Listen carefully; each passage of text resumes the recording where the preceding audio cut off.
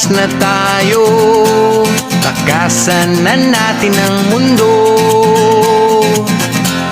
Magtago papalayo sa mas tahimik at payapang mundo. Umubulong ang hanging amihan at huni ng ibon. Dumudulog at tinatawag na tayo ng bundok.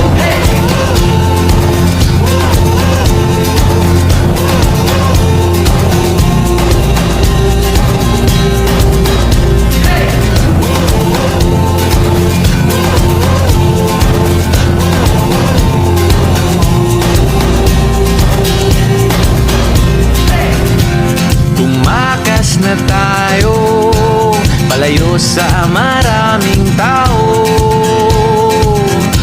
Tumiwalay at magtago sa maingay at malabong mundo. Bumubulong ang hanging habagat at hampas ng alon.